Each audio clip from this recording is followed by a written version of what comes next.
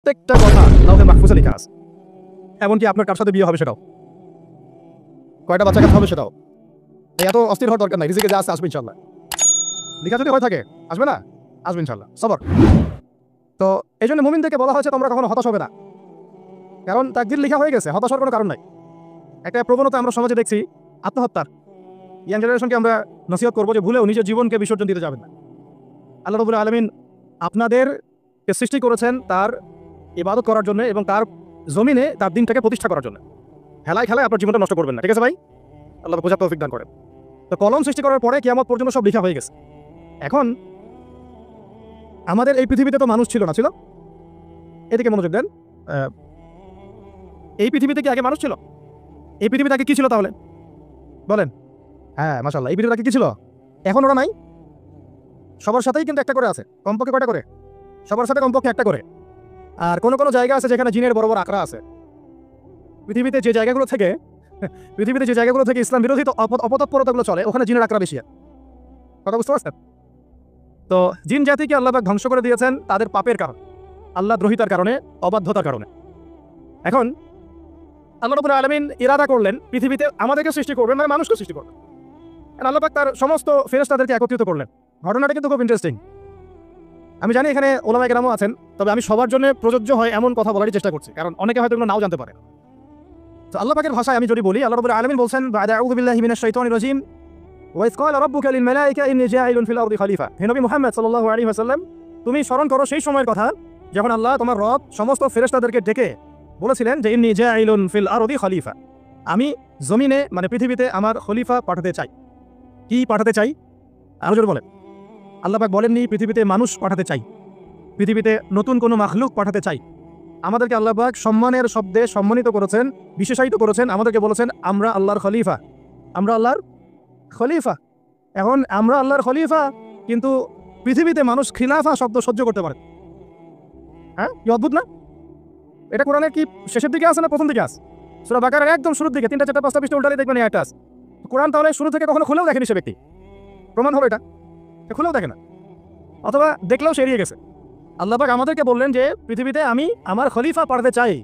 তাহলে আদম আলাইহিস সালামকে আল্লাহ পাক মহব্বতের শব্দে, সম্মানের শব্দে বিশেষায়িত করলেন, কি বলে? সুবহানাল্লাহ, সুবহানাল্লাহ। খলিফা কাকে বলে এটা আমি আপনাদেরকে বোঝাচ্ছি একটা দোয়া থেকে। এই যে গাড়িতে করে আমরা বাসা থেকে আসলাম, যখন কোনো সফরে যাই আমরা একটা দোয়া পড়ি, সুবহানাল্লাযী সাখারা লানা হাযা ওয়া মা কুন্না লাহু মুকরিনিন ওয়া ইন্না ইলা রাব্বিনা লামুনকালিবুন। এতটুকু তো পড়ি নাকি? বাইরে পড়তে হবে। বইমেলা এসেছি শুধু লেকচার শোনার জন্য না, ছবি তোলার জন্য। আজকে জীবনটা পরিবর্তন করার নিয়ত করে যেতে হবে, ঠিক আছে ভাই? বই প্রকাশ করা, ছাপানো, বিক্রি করা, লেখা, এর চেয়ে বড় কথা আমার জীবনটা ইলমের আলোয় আলোকিত করা। আমি বই লিখলাম ধরেন একটা, আমার মধ্যে সেই আমল নাই, লাভ নাই। লাভ আছে? আমি বই ছাপাইছি 100, 200, 500, 1000, আমি নিজেই আমল করি না, হবে? আগে আমল জরুরি, ইলমের সাথে আমলটা খুব বেশি জরুরি। আলেম তাকেই বলা হয় যে ইলম অনুযায়ী আমল করে। আল্লাহ পাক বলেন, লিমা তাকুলুনা মা লা তাফআলুন, তোমরা এমন কথা কেন বলো যে আমল নিজেরাই করো না? কাবুরা মাকতান ইনদাল্লাহ আন তাকুলু মা লা তাফআলুন, আল্লাহর কাছে সবচেয়ে গর্হিত একটা অপরাধ তোমরা একটা কথা বলবা কিন্তু আমল করবে না। তো দোয়াটা মুখস্থ করবেন। এই দোয়ার নিচে একটা অংশ আছে, আল্লাহুম্মা আনতা সাহিবু বিস সাফারি। আমার কথাটা শুনেন, খলিফার অর্থটা বুঝেন। অনেকে তো অনেকভাবে ব্যাখ্যা করে আর কি। আল্লাহুম্মা আনতা সাহিবু ফিস সাফারি, আল্লাহ তুমি এই সফরে আমার সাথী। সফরে বের হওয়ার সময় দোয়া পড়ছি আমরা, আল্লাহুম্মা আনতা সাহিবু ফিস সাফারি, আল্লাহ তুমি এই সফরে আমার সাথী। ওয়াল খলিফাতু ফিল আহলি ওয়া মালি, আল্লাহ আমি তো বাসায় নাই, আমার বাসার আহাল মালের খলিফা হচ্ছে তুমি আল্লাহ। তাহলে খলিফা শব্দটি কি বুঝলেন? আল্লাহ আমার বাসার আহাল মালের খলিফা মানে কি? আমার স্থলাভিষিক্ত তুমি আল্লাহ, আমি ওখানে নাই বাসায়, আমি সফরে বের হয়ে গেছি, আমার স্ত্রী, আমার সন্তান, আমার মাল, আমার জান, এগুলোর দায়িত্ব তোমার, তুমি খলিফা। কত চমৎকার দোয়া। তাহলে পৃথিবীতে আমি আমার খলিফা পাঠাতে চাচ্ছি, তার অর্থ কি? আল্লাহ রাব্বুল আলামিন এই পৃথিবীতে আমাদেরকে তার প্রতিনিধি বানিয়েছেন। সুবহানাল্লাহ, সুবহানাল্লাহ। তাহলে আমরা নিজেদের আত্মপরিচয় ভুলে গেলাম যে আমরা আল্লাহর প্রতিনিধি পৃথিবীতে, তাই না? আমরা এখন আব্রাহাম লিঙ্কনের পূজা করতেছি। আব্রাহাম লিঙ্কনের পূজা তো বুঝেন না আপনারা, এটা হচ্ছে যে সোকল ডেমোক্রেসি পূজা। আদতে প্রকৃত গণতন্ত্র বলে কিছু নাই এই বিশ্বের মধ্যে, যা আছে এগুলো তথাকথিত আর স্লোগান, জাস্ট, আর কিছু না। এটা যারা চর্চা করে তারাও জানে, আমাদের কাছে তারাই বলে। আদতে এই আপনার কমিউনিজমের কথা বলেন, এই লেনিন স্টেলিনারিজমের কথা বলেন, আপনি মুসলিনের কথা বলেন, চাইনিজ দর্শনের কথা বলেন, রাশিয়ান দর্শনের কথা বলেন, আর এই যে একটা কি চলতেছে সেকুলারিজমের কথা বলেন, ন্যাশনালিজমের কথা বলেন, এগুলো একটা তাত্ত্বিক মতবাদ শুধুমাত্র। প্রকৃত মতবাদগুলো আপনি পাবেন বিশুদ্ধ যেগুলো কোরআন এবং হাদিসেই, এর বাইরে না। তা আমরা কিন্তু আল্লাহর খলিফা পরিচয় দিতে এখন দ্বিধাবোধ করতেছে। এই জমিনে আল্লাহ পাক আমাদেরকে তার খলিফা বানিয়ে পাঠিয়েছে। এখন খলিফা হলাম কিভাবে? কিসের গুণে খলিফা হলাম? প্রশ্ন এটা। আমাদের কি 10টা হাত, 10টা পা, বেশি শক্তি ফেরেশতাদের চাইতে, যে আমরা খলিফা হলাম কিসের ভিত্তিতে? আর কিভাবে হলাম এটা শুনুন। আল্লাহ পাক বলছেন ওয়াল্লামা আদাম আল আসমাআ কুল্লাহা, আল্লাহ বলছেন আমি আদমকে এই মহাবিশ্বের যত নাম আছে, নাম, নাউন্স, ইসম সব শিক্ষা দিয়েছি। সুবহানাল্লাহ। এই মহাবিশ্বের যত নাউন্স, নাম, এখানে ইসম শব্দের অর্থ কিন্তু জ্ঞান। ইসম মানে কি এখানে জ্ঞান। মহাবিশ্বের যে জ্ঞানগুলো আছে এই জ্ঞানগুলো আল্লাহ পাক আমাদের আদি পিতাকে শিক্ষা দিয়েছেন। আমাদের আদি পিতাকে আল্লাহ নিজে শিক্ষা দিয়েছেন। সুবহানাল্লাহ। সৃষ্টিগতভাবে আমরা জ্ঞানী ছিলাম না, আল্লাহ পাক আমাদেরকে জ্ঞান শিক্ষা দিয়েছেন। আমরা ফিলোসফির বইগুলো খুললে দেখবেন ওখানে বুদ্ধিবাদ নামে একটা মতবাদ আছে। মানে তারা বলে যে মানুষ সৃষ্টিগতভাবেই একজন বুদ্ধিদীপ্ত প্রাণী। এটা ভুল কনসেপ্ট। সৃষ্টিগতভাবে আমাদের মধ্যে জ্ঞান ছিল না, আল্লাহ পাক আমাদেরকে জ্ঞান শিক্ষা দিয়েছেন। কথা বুঝতে পারছেন? একটা মতবাদ তাদের আছে অভিজ্ঞতাবাদ, মানে মানুষ অভিজ্ঞতা থেকেই শিখে। আর কাছে সমন্বয় মতবাদ, আপনারা দেখলে অনেকে পড়েছেন হয়তো। এর বাইরে যে একটা মতবাদ আছে যে আল্লাহর পক্ষ থেকে ওহীভিত্তিক মানুষ জ্ঞান শিখে, এই মতবাদ কোনো দার্শনিকের বইয়ে স্থান পেল না। কি আফসোস, কি আফসোস। অথচ মুসলিম ঘরের দার্শনিক কারা, আমরাও পড়েছি ভাই না 4 বছর। এই কারণে গেলেই কি আফসোস, আল্লাহ পাকের ওহীর পক্ষ থেকে যে জ্ঞান আসতে পারে এইটা কনসেপ্টই নাই। অথচ এখানে কোরআনে আল্লাহ পাক বলছেন ওয়াল্লামা আদাম আল আসমাআ কুল্লাহা, আমি আল্লাহ আদমকে সমস্ত নাম শিক্ষা দিয়েছি। সুবহানাল্লাহ। এরপরে এই যে জ্ঞান আদম আলাইহিস সালামকে আল্লাহ পাক শিক্ষা দিলেন, এর ফলশ্রুতিতেই আল্লাহ পাক বললেন যে ওয়াইজ কুলনা লিল মালাইকা উসজুদু লি আদম, হে ফেরেশতারা তোমরা এখন আদমকে সিজদা করো। কি ফেরেশতাদেরকে দিয়ে আল্লাহ পাক আমাদের পিতাকে সিজদা করালেন কিসের মানদণ্ডে, কিসের কারণে? জ্ঞানের কারণে। জ্ঞানের কারণে ফেরেশতাদেরকে আল্লাহ পাক বললেন যে এই নামগুলো বলে দাও তো তোমরা। তারা বলতে পারলো না, তারা বলল লা ইলম আল্লাহুম্মা লা ইলমা লানা ইল্লা মা আল্লামতানা, আল্লাহ আমাদের তো সেই জ্ঞান নাই, শুধু ওইটুকু জ্ঞান আছে যা আপনি আমাদেরকে শিখিয়েছেন। তখন আল্লাহ পাক বলেছিলেন যে আমি যা জানি তোমরা তো জানো, আমি কি বলি নাই যে আমি আসমান জমিনের গায়েবের সব খবর জানি? তখন আল্লাহ বললেন যে তোমরা সবাই সিজদা করো আদমকে। তাহলে আমাদের পিতাকে খলিফা করা হলো, জ্ঞান শেখানো হলো, আল্লাহ পাক নিজে শেখালেন, ফেরেশতার মণ্ডলীদের দিয়ে সিজদা পর্যন্ত করালেন। কিসের মানদণ্ডে? আরো আসতে বলেন জ্ঞানের মানদণ্ডে। এখন যদি আমরা একটু প্রশ্ন ছুড়ে দিই নিজ নিজ বিবেকে, আমরা কি সেই ওহীর 10টা সূরাও শিখেছি? 10টা পারা কি পড়া হয়েছে কখনো? 10টা সূরারও কি অর্থ জানি? অনেকে তো 10টা আয়াতের অর্থ জানি না। আমরা কি সেই ওহীর 10টা হাদিস শিখেছি? তাহলে আমরা কোথায় সম্মান খুঁজতেছি? পশ্চিমাদের কাছে? বলেন। সত্যি সবচেয়ে আফসোস লাগে আমার একটা জিনিস, যে মুসলিমরা আমরা এখন আমাদের আত্মপরিচয় ভুলে যাচ্ছি, আর আল্লাহ পাক আমাদেরকে যেখানে সম্মান রেখেছেন ওইখানে সম্মান না খুঁজে আমরা অন্যের দাসত্বের সম্মান খুঁজতেছি। আল্লাহ আমাদেরকে বোঝার তৌফিক দান করে। এটা অজ্ঞতার কারণে হচ্ছে। আমাদের কাছে তাদেরকে সচেতন করা বা তাদেরকে মেসেজ পৌঁছে দেওয়া। আমরা উগ্র পন্থা অবলম্বন করব, আমরা হিকমার সাথে প্রজ্ঞার সাথে মানুষকে বোঝানোর চেষ্টা করব, এগুলো বোঝানোর অংশ। এখন আচ্ছা একটা কথা আপনাদেরকে বলি, একটা কথা আমি মাঝখানে মিস হয়ে গেছে। এই যে আল্লাহ পাক আমাদেরকে খলিফা করে পাঠিয়েছেন, খলিফার কাজ কি? প্রশ্ন না? আমাদের কাজ কি তাহলে? এই কাজটা আল্লাহ পাক আবার ব্যাখ্যা করেছেন সূরা সদের মধ্যে। কোন সূরায়? সূরা সদ। সদ নামে একটা সূরা আছে, সূরা ইয়াসিনের আগে পড়ে পাবে। তো এখানে আল্লাহ পাক আরো একজন নবীকে তার খলিফা বলেছেন, সেই নবীর নাম দাউদ আলাইহিস সালাম। কি নাম?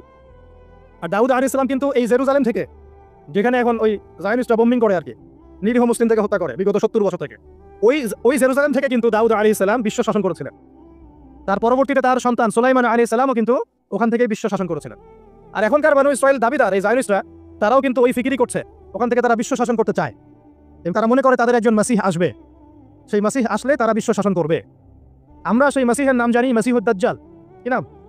এই দাজ্জালকে ওরা ওদের সত্য মাসিহ মনে করে, আমরা জানি হচ্ছে মিথ্যা ভণ্ড প্রতারক মাসিহ, অথচ ওরা মনে করে এটা হচ্ছে সত্য মাসিহ। এই জায়গায় তারা ধোঁকা খাচ্ছে। অথচ সত্য মাসিহ হচ্ছেন ঈসা আলাইহিস সালাম, যিনি আবার শেষ জামানায় আসবেন এবং তার হাতেই এই মাসিহুদ দাজ্জাল মারা যাবে এবং তারপরে পুরো বিশ্বে আবার ওই খিলাফা কায়েম হবে, ওই যে খলিফা, ওটা সারা বিশ্বে কায়েম হবে। এই টাউন হলও বাদ যাবে না ইনশাআল্লাহ। এটা মানুষ মানতে চাচ্ছে না, কিন্তু মানুষ না মানলে কি? আল্লাহ পাকের নকশায় সব আঁকা আছে কখন কি হবে। কে কে কল্পনা করেছিল যে আজকে আপনারা বসে এখানে দিনের আলোচনা করবেন? কল্পনা করা যায় তো? যে শব্দগুলো আপনারা বলছেন এগুলো বললেই তো নাই, গায়েব। এখন বলছেন, কেউ কি কল্পনা করেছিল যে হঠাৎ করে এমন একটা সময় চলে আসতে পারে? কেউ কিন্তু কল্পনা করেনি, আল্লাহ পাকের নকশায় ছিল। এখানে আমাদের একটা আফসোসের কথা, এখানে মাস্টারমাইন্ড আল্লাহ রাব্বুল আলামিন। প্রকৃত মাস্টারমাইন্ড কে? আমরা ক্রেডিট নেওয়ার প্রতিযোগিতায় ব্যস্ত হয়ে আছি এখন, কার কত ক্রেডিট নেওয়া যায়। এখানে একক ক্রেডিট পাওয়ার যোগ্য কেউ না, সমস্ত ক্রেডিট কার? আল্লাহ রাব্বুল আলামিন। এটা আল্লাহর সাথে গাদ্দারি করতে যায় না, তাহলে ভুলে যান। কারণ আমি বারবার বলেছি আপনাদেরকে, কোরআন থেকে একটা শিক্ষা আমরা শিখেছি, একটা কওম যখন মাজলুম থাকে, দুর্বল মাজলুম জুলুমের শিকার হচ্ছে, আল্লাহ পাক সেই কওমটাকে বাঁচা, কোনো না কোনো একজন ত্রাণকর্তাকে পাঠান, কোনো একটা সূরাতে আল্লাহ পাক সেই কওমকে বাঁচায় দেন। আবার যদি এই নিয়ামতটা পাওয়ার পরে ওই কওম আবার এই জুলুম শুরু করে, আবার আল্লাহ দ্রোহিতা শুরু করে, আল্লাহ পাক তার চেয়ে বড় জালেম চাপাই দিবে। কথা বুঝতে পারছেন? আল্লাহর সাথে গাদ্দারি করতে চাই না, আল্লাহ পাক আমাদেরকে বোঝার তৌফিক দান করুন। এখন খলিফার কাজটা কোথায় পাবেন? কোন সূরায় ভাই বলেন? সূরা সদে আল্লাহ পাক দাউদ আলাইহিস সালামকে খলিফা সম্বোধন করে বলছেন, ইয়া দাউদ, কি চমৎকার আহ্বান, ইয়া দাউদ, হে দাউদ, ইন্না জাআলনাকা খলিফাতান ফিল আরদ, দেখো আমি আল্লাহ তোমাকে পৃথিবীতে খলিফা করেছি। কি করেছি? খলিফা করেছে। তোমার কাজ কি শোনো, ফাহকুম বাইনান নাসি বিল হক, বোঝার চেষ্টা করেন একজন খলিফার কাজ কি। খলিফা মানে আল্লাহর প্রতিনিধি, জমিনে যে দায়িত্বশীল, অন্য মানুষের উপরে যে দায়িত্বশীল, তার কাজ ফাহকুম বাইনান নাসি বিল হক, মানুষের মাঝে ন্যায় বিচার প্রতিষ্ঠা করবে, এটা তোমার কাজ। তাহলে এখন যারা আমরা এই জায়গায় আছি বা ভবিষ্যতে আসবো, আরো কাল আগাতে থাকবে, সময় আগাতে থাকবে, নতুন নতুন নেতৃত্ব আসবে, সবার ফাংশন একটাই, ফাহকুম বাইনান নাসি বিল হক। আমাদের কাজ হবে মানুষের মাঝখানে কি করা? ন্যায় বিচার, বিচার ফয়সালার ক্ষেত্রে ইনসাফ করা, ন্যায় বিচার করা। ন্যায় বিচার তো এখন জাদুঘরে আছে নাকি? হ্যাঁ, কোনো কোনো ক্ষেত্রে আমরা চাই না যে ন্যায় বিচার জাদুঘরে যাক, আমরা চাই আবারও ন্যায় এবং সাম্যের সমাজ প্রতিষ্ঠা হোক। ইনশাআল্লাহ এরপর থেকে আমরা কোনো অন্যায় সহ্য করবো না। ইনশাআল্লাহ এরপর থেকে আমরা কোনো জল্লাদতন্ত্র কায়েম করতে দিব না। আমাদের যা আছে তাই নিয়ে প্রতিবাদ হবে ইনশাআল্লাহ। কারণ এখনকার প্রজন্ম প্রতিবাদের ভাষা বুঝে। এখন যদি আপনারা আবার সেই প্রাচীন জুলুমের তন্ত্রের মধ্যে ফিরে যান, তাহলে আল্লাহর গজব চলে আসবে, বড় গজব। তো খলিফার কাজ কি ভাই? কি কাজ বললাম বলেন? মানুষের মাঝখানে ন্যায় বিচার প্রতিষ্ঠা করা। আচ্ছা, আরো আছে, শেষ হয় নাই। আল্লাহ পাক বলছে ওয়ালা তাত্তাবিউল হাওয়া, ন্যায় বিচার করতে গিয়ে নিজের দাসত মানে প্রবৃত্তির অনুসরণ করো না। ন্যায় বিচার করতে গিয়ে নিজের প্রবৃত্তির অনুসরণ করো না, মন গড়া বিধানের অনুসরণ করো না। আমার মামা, আমার চাচা, আমার খালু পার করে দিও না। প্রবৃত্তির অনুসরণ মানে কি? মন যাচাই তাই করো না। ন্যায় বিচার করতে গিয়ে আল্লাহ পাকের বিধান মেনে চলো। সূরা মাইদাতে আল্লাহ পাক বলেছেন আয়াত নাম্বার 44, 45, 47-এ, ওয়া মান লাম ইয়াহকুম বিমা আনজালাল্লাহ ফাউলাইকা হুমুল কাফিরুন। যারা আল্লাহ পাকের হুকুম অনুযায়ী বিচার ফয়সালা করে না, তারা কাফির। 45-এ গিয়ে আল্লাহ বলছেন ওয়া মান লাম ইয়াহকুম বিমা আনজালাল্লাহ ফাউলাইকা হুমুল ফাসিকুন। যারা আল্লাহ পাকের বিধান অনুযায়ী বিচার ফয়সালা করে না, এরা ফাসিক, পাপাচারী। 47 নম্বর আয়াতে আবার বলছেন ওয়া মান লাম ইয়াহকুম বিমা আনজালাল্লাহ ফাউলাইকা হুমুজ জালিমুন। যারা আল্লাহর হুকুম বিধান অনুযায়ী বিচার ফয়সালা করে না, এরা জালেম। তো কাফিরও বলেছেন আল্লাহ, ফাসিকও বলেছেন, জালেমও বলেছেন। তাহলে বিচার ফয়সালা করার ক্ষেত্রে আল্লাহ পাকের বিধানকে সর্বোচ্চ অগ্রাধিকার দিতে হবে। নিজের প্রবৃত্তির অনুসরণ করা যাবে না। যদি করে তাহলে কি হবে? ইউদিল্লাকা আন সাবিলিল্লাহ, তাহলে এটা তোমাকে আল্লাহর রাস্তা থেকে সরাই নিয়ে যাবে। এর ফলে কি হবে? জেনে রাখো ইন্নাল্লাযীনা ইউদিল্লুনা আন সাবিলিল্লাহ লাহুম আযাবুন শাদীদ বিমা নাসু ইয়াউমাল হিসাব। এটা পড়ে দেয়।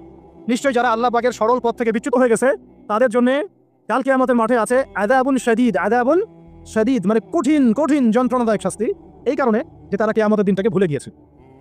শাদীদ এর অর্থটা কি এটা বোঝার জন্য আপনাকে সূরা হাদীদ পড়তে হবে। কোন সূরা?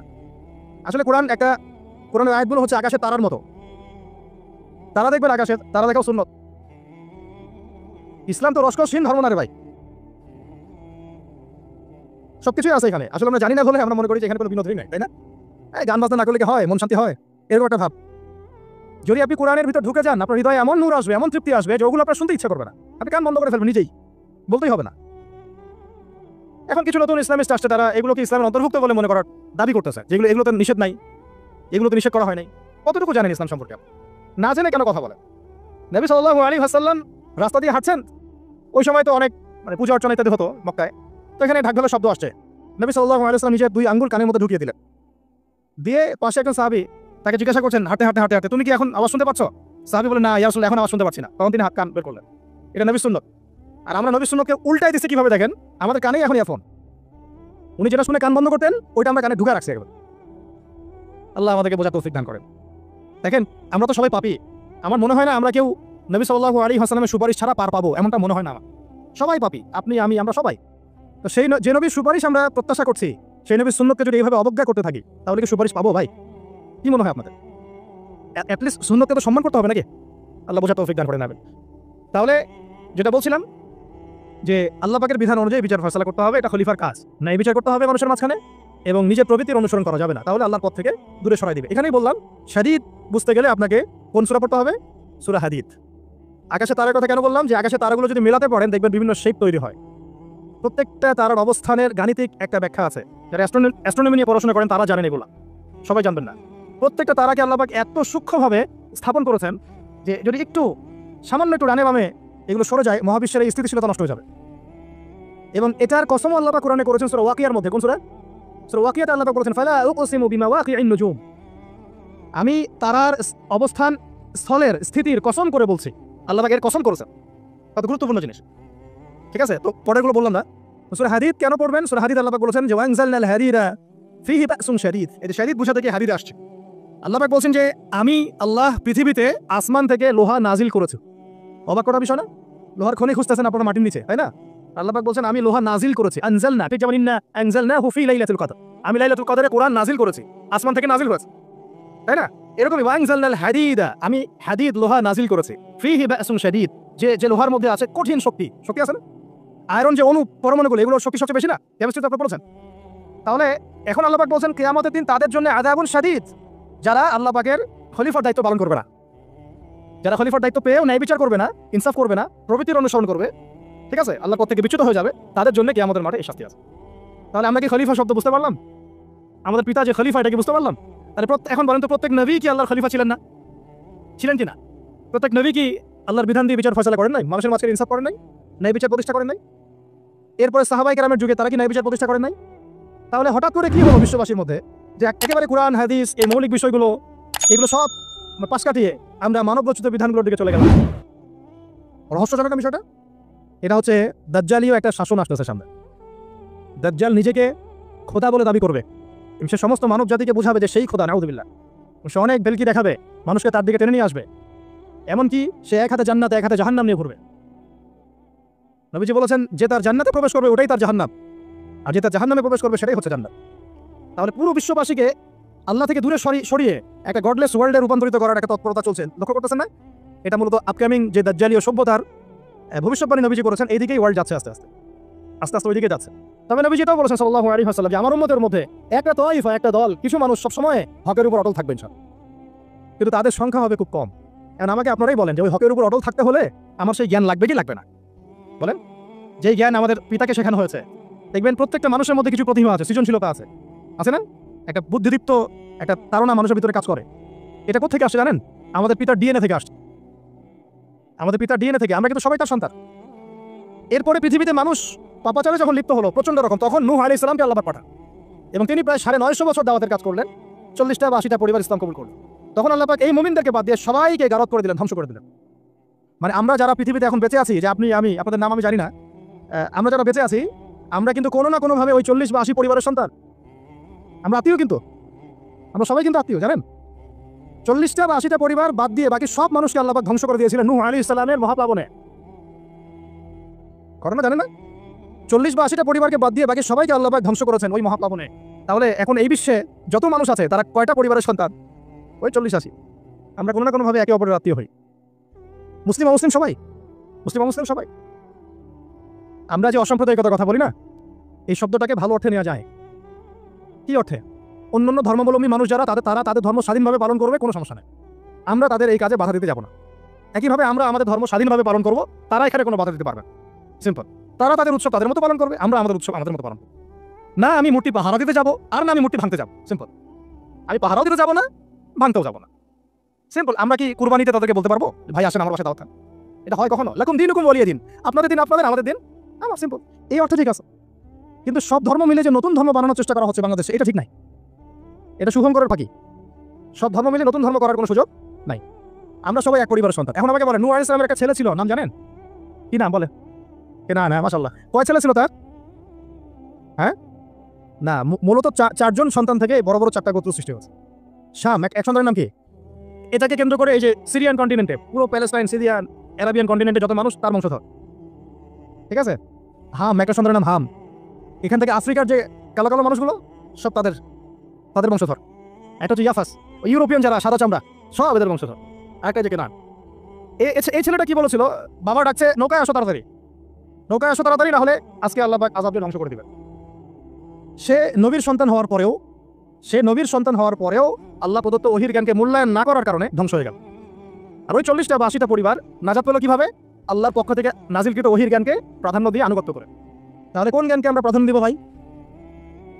আমি বলছি না যে আমরা দুনিয়াবী জ্ঞানগুলোকে শিখবো না, ওই প্রসঙ্গে আমি একটু পরে আসছি, যে আমরা শিখবো এবং কিভাবে শিখবো, কতটুকু শিখবো। আগে এই অংশটুকু শেষ করি। ঠিক একইভাবে আপনারা কি আদ জাতির নাম জানেন? আদ, সামুদ। ওই যে সৌদি আরব এখন যেখানে লাইন বানাচ্ছে, লাইন প্রজেক্ট, ওই আলোলা বলে, আলোলা লাইন প্রজেক্ট বানাচ্ছে, দেখবেন অনলাইনে।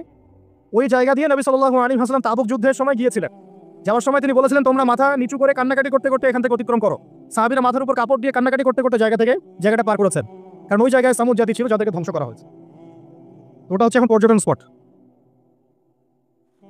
সুবহানাল্লাহ। তো আদ এবং সামুদ জাতিকে আল্লাহ পাক ধ্বংস করলেন, কিন্তু তাদেরকে করেন নাই যারা ওহীর জ্ঞানকে প্রাধান্য দিয়েছিল। ইব্রাহিম আলাইহিস সালাম কোন জ্ঞানের বদৌলতে আল্লাহকে চিনলেন? মানব রচিত জ্ঞান নাকি আল্লাহ পক্ষ থেকে নাযিলকৃত জ্ঞান? বলেন। মূসা আলাইহিস সালাম কোন জ্ঞানের বদৌলতে ফিরআউনের মতো এই যে কি বলবো প্রতাপশালী একজন শাসকের সামনে দাঁড়িয়ে বুক ফুলিয়ে ইসলামের দাওয়াত দিলেন? কোন জ্ঞানের আলোকে? ওহীর জ্ঞান। আর ওহীর জ্ঞান যখন নাযিল করা হয়েছে তখন তিনি দোয়াটা পড়ছিলেন, রব্বি ইশরাহ লি সাদরি ওয়া ইয়াসসির লি আমরি ওয়াহলুল উকদাতাম মিন লিসানি ইয়াফকাহু কওলি। প্রত্যেক নবী, ইউসুফ আলাইহিস সালাম কারাগারে 12 বছর থেকেছেন। কত বছর? 12 বছর। আমাদের অনেক ভাই এরকম 5 বছর, 7 বছর, 10 বছর, 12 বছর থেকেছে, আছে। এমন মানুষ আছে, এখন বলা যায় তাই বলি, যে ওই যে একটা শব্দ শুনেছে নাই না ঘর, ওখানে দীর্ঘদিন ছিল, তারপরে নাই, কোথায় গেছে আল্লাহ ভালো জানে। ইউসুফ আলাইহিস সালামও এরকম কারাগারে ছিলেন, কত বছর? 12 বছর। কিন্তু আল্লাহ পাক তাকে এমন একটা জ্ঞান শিক্ষা দিয়েছিলেন, তিনি স্বপ্নের ব্যাখ্যা বলতে পারতেন, যে কোনো স্বপ্নের। রাজা স্বপ্ন দেখলেন যে 7টা গাভী, জীর্ণ শীর্ণ গাভী, মোটা তাজা গাভীকে খেয়ে ফেলছে, স্বপ্নের ব্যাখ্যা কেউ দিতে পারে না। কিন্তু ওই জেলখানায় 2 জন ছাড়া পাওয়া মানুষ, ছাড়া পাইছে 2 জন আর কি, 2 জনের মধ্যে একজন বেঁচে আছে, একজন নাই। মানে 2 জন বসে বসে ইউসুফ আলাইহিস সালামকে বলছিলেন যে আমরা একটা স্বপ্ন দেখলাম যে আমার মাথায় রুটি আছে, পাখি এসে রুটি খেয়ে ফেলছে, আর আমি স্বপ্ন দেখলাম যে আমি শরাব পান করাচ্ছি, ব্যাখ্যা কি ইউসুফ? তোমাকে সত্যবাদী বলে জানি। ইউসুফ আলাইহিস সালাম বললেন, তোমার মাথায় রুটি যেটা খেয়ে নিচ্ছে, তার মানে তোমাকে শুলদণ্ড দেওয়া হবে, আর তুমি যে পানি পান করাচ্ছ, তার মানে তুমি নাজাত পাবে, ছাড়া পাবে। হলেও তাই। আর যে নাজাত পাবে তাকে ইউসুফ আলাইহিস সালাম বলে দিলেন যে তুমি রাজদরবারে গিয়ে আমার কথা বলো, আমার কথা আলোচনা করো। সে ভুলে গিয়েছিল। পরে যখন এই স্বপ্নটা দেখলো বাদশা, তখন বাদশা সবাইকে ডাকলো, ডেকে বললো যে গাভীর স্বপ্নের ব্যাখ্যা কি। তখন এই ব্যক্তির মনে পড়ছে, আর ইউসুফ তো ব্যাখ্যা দিতে পারে। সে গিয়ে ইউসুফ আলাইহিস সালামকে ডেকে নিয়ে আসতেছে যে এই রাজা স্বপ্ন দেখছে, ব্যাখ্যা কি। স্বপ্ন কিন্তু আপনার কাছে শুনে একটা স্বাভাবিক মনে হচ্ছে, আরে গাভীর আবার স্বপ্নের কি ব্যাখ্যা। তখন ইউসুফ আলাইহিস সালাম ব্যাখ্যা দিলেন যে 7 বছর ফসল ফলবে আপনাদের এলাকায়, তারপরে 7 বছর হবে দুর্ভিক্ষের সময়। কিসের সাথে কিসের ব্যাখ্যা? এই জ্ঞান কে শিখালেন তাকে? এই ইন্টারপ্রিটেশনের জ্ঞান কে শিখালেন? তাহলে জ্ঞানের মূল উৎস কে? আমার কথা বলার উদ্দেশ্য কি বুঝতে পারছেন? যত জ্ঞান তার মূল উৎস কে? স্বপ্ন একটা জ্ঞান, যদি সেটা সত্য হয়। আর জেনে রাখবেন, কিয়ামতের আগে আগে মুমিনদের স্বপ্ন বেশি বেশি সত্য হবে। ঠিক আছে? মুসা আলাইহিস সালামকেও সেই আল্লাহই জ্ঞান শিক্ষা দিলেন। ঈসা আলাইহিস সালাম এই কুষ্ঠরোগীর গায়ে হাত বুলালে ভালো হয়ে যায়। হ্যাঁ, অন্ধ ব্যক্তির মানে চোখে হাত বুলালে ভালো হয়ে যায়। এমনকি মৃত ব্যক্তিকে তিনি বলছেন কুম বিইজনিল্লাহ, আল্লাহর হুকুমে দাঁড়িয়ে যাও, দাঁড়িয়ে গেল। এই জ্ঞান কে দিয়েছেন তাকে?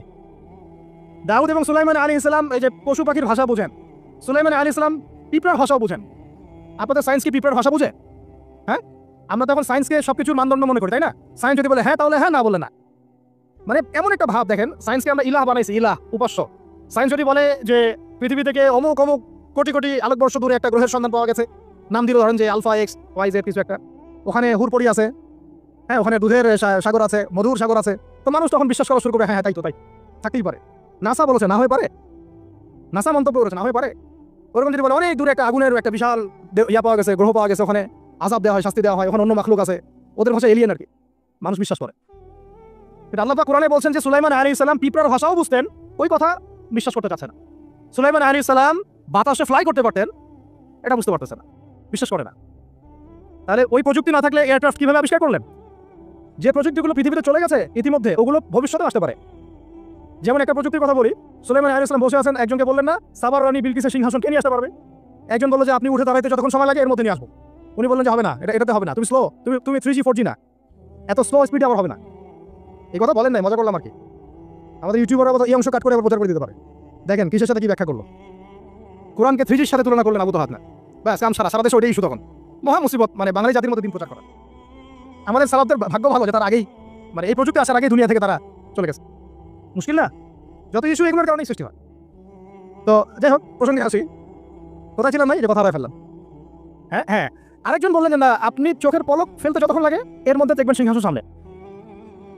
সুবহানাল্লাহ, কি প্রযুক্তি বলেন! এই প্রযুক্তির সামনে কি বিশ্ববাসী যেতে পেরেছে? দেখেন সুলাইমান আলাইহিস সালামের বাতাসে ফ্লাই করাটা কিন্তু এখন পৃথিবীতে খুব কমন হয়ে গেছে, আমরা সবাই ফ্লাই করতেছি বাতাসে, তাই না?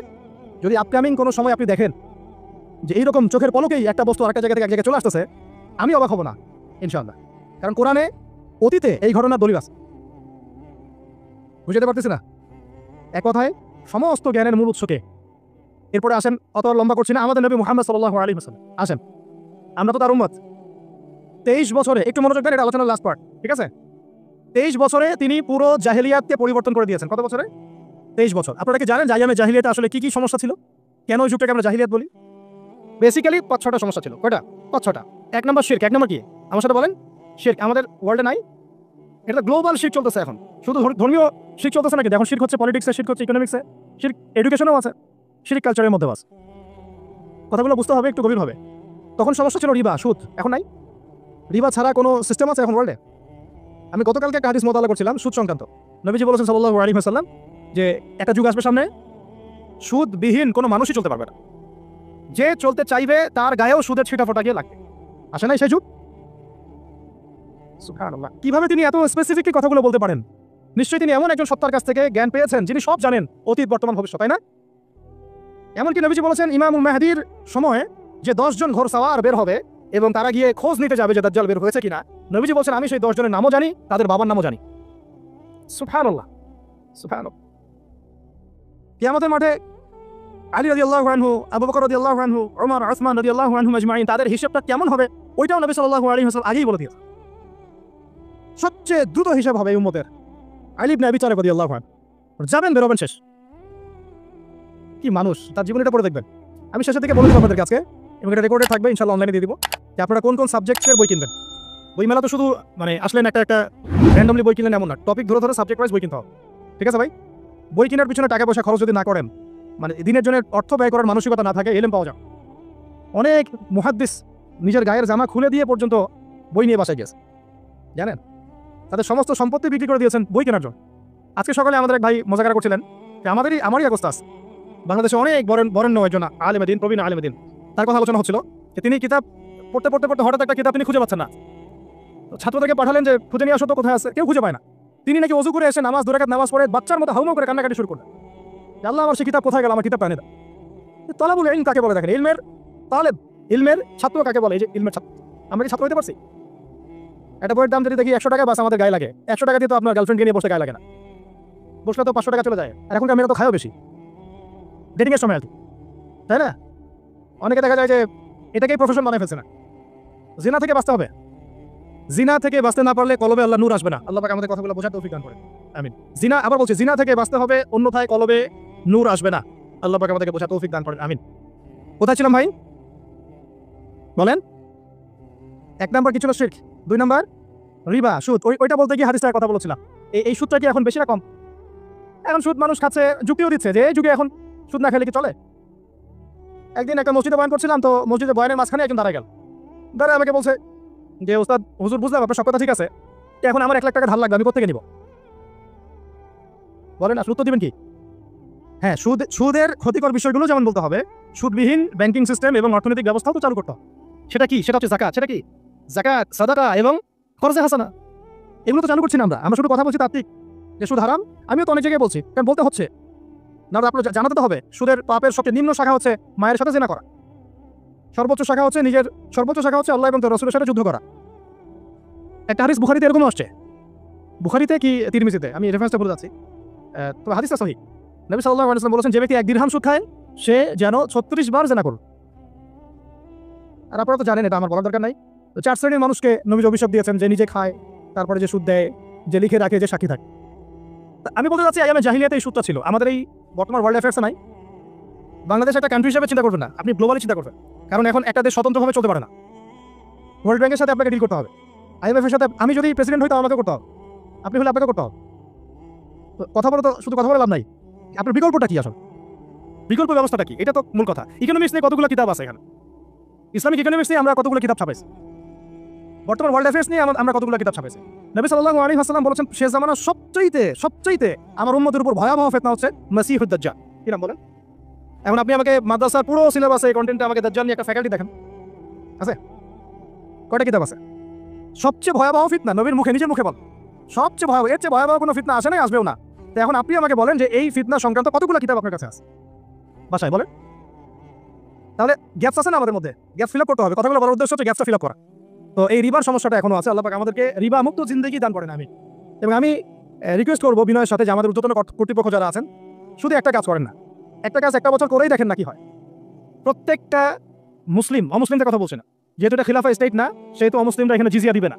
খিলাফা স্টেটে অমুসলিমরা জিজিয়া দেয়, এটা তো খিলাফা স্টেট না, এটা ডেমোক্রেটিক স্টেট এবং সেকুলার স্টেট। শুধু মুসলিমদের কাছ থেকে, যাদের নিসাব পরিমাণ সম্পদ হয়েছে যাকাত দেওয়ার, সবার কাছ থেকে রাষ্ট্রীয়ভাবে বাধ্যতামূলক জাকাত নেন, দেখেন অর্থনীতি সচল হয় না।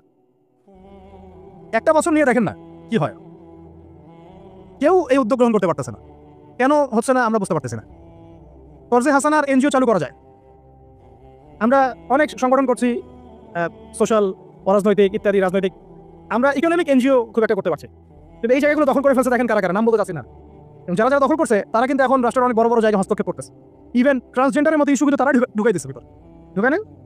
উত্তরবঙ্গ জুড়ে, পুরো উত্তরবঙ্গে ঘুরে আসেন, দেখেন কাদের তৎপরতা বেশ। নীলফামারীতে সফর করে দেখলাম যে ওখানে একটা গ্রামের মধ্যে 24টা এনজিও কাজ করতেছে, সুদী শখ। তারপরে মানুষ তামাক চাষ করে খাচ্ছে। একটা দল দাবি করতেছে নবী সাল্লাল্লাহু আলাইহি ওয়াসাল্লাম ছাড়াও আরো নাকি নবী আসতে পারে, নাউযুবিল্লাহ। এবং ওই যে মির্জা গোলাম আহমেদও তাদের অন্তর্ভুক্ত। মানুষ ওই ধরনের নাম লিখাচ্ছে চাকরির জন্য, ব্যবসা করতেছে তারা দেশের মধ্যে। আরে ভাই, শুধুমাত্র তাত্ত্বিক কথাবার্তা না, আমাদের সংগ্রামটা কিন্তু বহুমুখী।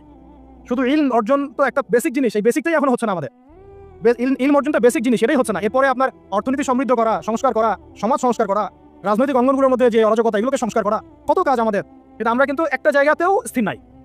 ইভেন একটা মাসালাতেও আমরা এক জায়গায় আসতে পারতেছি না, ঐক্যবদ্ধ হতে পারতেছি না। আমরা খুবই ব্যাকডেটেড চিন্তা করতেছি এই জায়গাতে। অথচ আমাদের উচিত ছিল এই প্রবলেমগুলোকে আরো 30-40 বছর আগে সলভ করা। তাহলে এখন হয়তো আপনি ভালো কিছু পেতেন। আমাকে একটা প্রতিষ্ঠান দেখান যেখানে নুরানি থেকে নিয়ে, মানে নুরানি থেকে দাওরা বা ক্লাস নার্সারি থেকে মাস্টার্স, এরকম সিলসিলায় ইসলামিক শিক্ষা এবং জেনারেল শিক্ষাকে একত্রিত করে একটা সিলেবাস মেনটেন করে পড়ানো হচ্ছে। আমাকে কয়েকটা প্রতিষ্ঠানের নাম বলেন, আমি ওখানে আমার মেয়েকে ভর্তি করাবো। আমাকে দেন, রেডিমেড দেন, আমার ছেলেকে ভর্তি করাবো। আমরা ফিকির করতেছি না। এটা হওয়া উচিত ছিল বিগত 30 বছর আগেই। আমি আপনাদেরকে বলি যে প্রকাশনা সংস্থার ভাইরা আছেন অনেক এখানে। ধরেন আমাদের রংপুরের কোনো ভাই আপনাদেরকে পুরো 1 বিঘা জমি দিল, বা ধরেন 5 বিঘা জমি দিয়ে দিল, ঠিক আছে? আর আমরা সবাই মিলে দেশবাসীর কাছ থেকে টাকা কালেক্ট করে একটা কনস্ট্রাকশন দাঁড় করে প্রতিষ্ঠান দাঁড় করালাম, একেবারে অনার্স, মানে নুরানি থেকে নিয়ে, মানে প্লে গ্রুপ থেকে নিয়ে মাস্টার্স, এরকম ফ্যাকাল্টি আর পড়লাম। এখন ভাই আপনারা যারা বই প্রকাশ করতেছেন, আমাকে কি আপনারা বই দিতে পারবেন? প্রত্যেকটা ক্লাসে আমি কোন কোন বই পড়াবো পারবেন? আমাকে কি সিলেবাস দিতে পারবেন? কথা বলেন। প্লে গ্রুপে কোন কোন বই পড়াবো আমাকে দেন, নার্সারিতে দেন, STD 1-এ দেন, 2-তে দেন, 3-তে দেন, 5-এ দেন, এভাবে আপনি আমাকে ক্লাস 10 পর্যন্ত দেন। তারপরে কি আপনি আমাকে অনার্স, মাস্টার্স, এই ফ্যাকাল্টিগুলো আলাদা আলাদা, এগুলো কি ইউনিভার্সিটি আদলে আপনি কি আমাকে সাজা দিতে পারবেন? আমরা জায়গা দিব, টাকা দিব, প্রতিষ্ঠান করে দিব। প্রকাশনা সংস্থা থেকে কি আমরা এতটুকু পেতে পারি? তাহলে কাজের ক্ষেত্র আসলে কোনগুলো?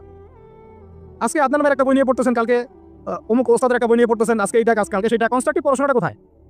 ধরেন এই যে আমাদের এক ভাই, পরিচিত ভাই, ওই ভাই যদি বলে যে আমি ভাই একসময় দিনের পথে ছিলাম না, এখন ইসলামের পথে আসছি, তো আমি এখন আলেম হতে চাই। কি হতে চাই? আলেম হতে চাই, কিন্তু আমার মাদ্রাসায় পড়ার কোনো সুব্যবস্থা নাই।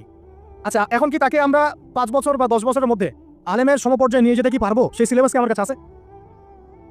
বলেন। অথচ বিশ্বাস করেন, আরবি ভাষা না জানলে কেউ কোরআন জানতে পারবেই না। আমি এখন এটা সত্য করে বলি যে কোরআন শেখা যেমন ফরজ, আরবি ভাষাটা শিক্ষা করাও ওয়াজিব। কারণ আমাদের 80% জেনারেল শিক্ষিত ছেলেপেলে কিভাবে আরবি শিখবে? কিভাবে তারা আকীদা শিখবে?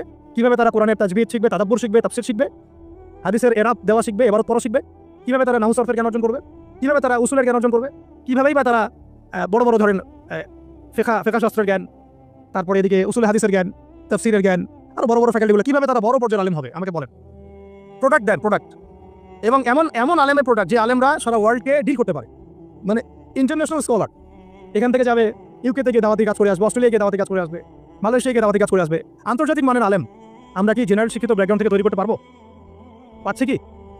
আর আপনারা আমাকে বলেন তো ভাই, যে কত পার্সেন্ট মানুষ জেনারেল শিক্ষিত আর কত পার্সেন্ট মানুষ মাদ্রাসা শিক্ষিত? কাদের পরিসংখ্যানটা বেশি? তারা কি, তাদের কোনো অবদান রাখার কোনো সুযোগ নাই? এখন যদি এই ক্লাসিক্যাল পড়াশোনা না হয়, ইলমের গভীরতায় না যায় এবং বড় বড় ওলামায়ে কেরামদের সোহবতে তারা না আসে, তাহলে কিভাবে তারা বিশুদ্ধ ইসলাম শিখবে আর প্রচার করবে আর প্রতিষ্ঠা করবে? তো প্রশ্ন কিছু করে গেলাম। আজকে প্রশ্নগুলো রেখে যাচ্ছে এই কারণে, যেগুলো নিয়ে আপনারা ভাববেন যে আপনারা আমাকে একটা ইসলামিক ইউনিভার্সিটি করার মতো বইপত্র আমাকে বানাই দেন না। দায়িত্ব নেন কেউ, আপনারা সবাই মিলে দায়িত্ব নেন। আমি এখানে একটা স্কুল আছে আমাদের ছোট্ট, তহাজিন নুরাইন ইসলামিক স্কুল। এই স্কুল আমরা করেছি প্লে, নার্সারি, কেজি 1, 2, 3, 4, 5 এতটুকু। ট্রাইলিঙ্গুয়াল, মানে Bangla medium, English version, medium না, ইংলিশ ভার্সন আর অ্যারাবিক।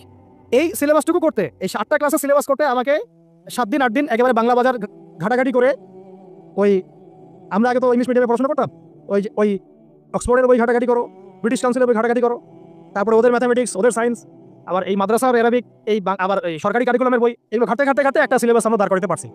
মাত্র 5টা ক্লাস করতে পারবে। এরপরে এটা করতে গিয়ে যে দেখলাম যে আসলে এগুলোর যে এত ঘাটতি আছে বাজারে, রেডিমেড কোনো প্রোডাক্ট এগুলো নাই। ঘুরে ফিরে কি সেই আমরা ওই একই জিনিসই চর্চা করতে থাকবো, নাকি আমরা একটু বহির্বিশ্বে যেভাবে দিন প্রচার হচ্ছে এই মান দিতে পারি? এটা আমাদের উচিত না করার কাজটা? হ্যাঁ, এটা তো আমাদের হাতে রাষ্ট্রীয় ক্ষমতা নাই। থাকলে না উপরের লেভেল থেকে এগুলো করা যায় খুব সহজ। বরং উপরের লেভেলে যারা আছেন তারা তো আরো ট্রান্সজেন্ডার ঢুকাচ্ছেন, তারপরে তো LGBT ঢুকাচ্ছেন। তাহলে এই কাজগুলো কাদের করতে হবে? তাহলে বেসরকারিভাবে করতে হবে। কারণ আমরা যারা বইকে ভালোবাসি, জ্ঞানকে ভালোবাসি, আল্লাহকে ভালোবাসি, রাসূলকে ভালোবাসি, চাই যে আমরা যা করছি আমাদের পরের প্রজন্মটা মানুষের মতো মানুষ হোক। কাজ কি কম না বেশি আমাদের বলেন? সেক্ষেত্রে কাজগুলো কিন্তু ওইভাবে হচ্ছে না ভাই। একটা বিষয়ের বই সবাই ছাপাচ্ছি, কেন? কি দরকার আছে? একটা বিষয়ের বই আমি সবাই ছাপাচ্ছি। একটা জিনিস, একটা হিস্ট্রি, একটা কিতাব, অনেকগুলো প্রকাশনী আপনারা করতেছেন। একই বই ফাইজুল কালাম সবাই করতে আছে। একটা বই তাসাউফ ফাতশুদ্দি, অনেক প্রকাশনী করতেছে, কপি করতেছে। ভাই আমাদের কি কাজ? কি দুনিয়ার স্বার্থ উদ্ধার করা না আমার দিনের কোনো খেদমত? আমার কথায় মাইন্ড করবেন না, আমি মাইন্ড করার মতো কথা বলছি না। আমি বলছি আপনাদেরকে আরো যেন কনস্ট্রাকটিভ হয় কাজগুলো। মানে আপনাদের সাথে আমি বসবো ইনশাআল্লাহ আবার আলাদা করে, যে একটা আমাকে পুরো শিক্ষা ফর্মুলা আমাকে দিবেন, মানে প্রত্যেকটা ক্লাসের বই রেডি করে দিবেন, যাতে আমরা প্রতিষ্ঠান বানালেই একদম পুরো কমসে কম ক্লাস 1 থেকে 10 ঢেলে দিতে পারবো, আমার পরিশ্রম করতে না হয়। ওখানে বাংলা মিডিয়ামের বই থাকবে, ইংলিশ মিডিয়ামেরও থাকবে, এবং অ্যারাবিকও থাকবেই। একটা গঠনমূলক সিলেবাস, যেটা পড়লে আমার ছেলে মাশাআল্লাহ হাফেজও হবে, এদিকে মাশাআল্লাহ সে ইংরেজিতে দক্ষ হবে, সায়েন্সও দক্ষ হবে। এক পর্যায়ে যখন সে এসএসসি পাস করবে, সে দেখবেন যে যার রাস্তা বেছে নিচ্ছে। বেস আমি তাকে করে দিছি 10 পর্যন্ত। এখন সে ডক্টর হোক আর ইঞ্জিনিয়ার হোক, আর না হয় যদি আল্লাহর খলিফাই হয়, কোনো সমস্যা নেই। সমস্যা আছে? এটা দরকার ছিল ভাই, আরো 30 বছর আগে দরকার ছিল। আমরা যেটা পাই না, এটা আমাদের আফসোস। আর এই জেনারেল ব্যাকগ্রাউন্ড থেকে এইরকম জায়গায় উঠে এসে এই যে এগুলো কথাগুলো বলা বা এই কাজগুলো করা, এগুলো সবাইকে হয়তো আল্লাহ পাক এভাবে কবুল নাও করতে পারে। এর পিছনে অনেক গল্প থাকে, অনেক হিস্ট্রি, অনেক ত্যাগ, অনেক আত্মত্যাগ, এগুলো সবাই হতে পারবে না। কিছু মানুষ বের হয়ে আসছে, ডক্টর জাকির নাইক তো সবাই হতে পারে না, পারছে? তো এই জিনিসগুলো আমাদের বুঝতে হবে যে আমভাবে সবাই সবকিছু করতে পারবে না।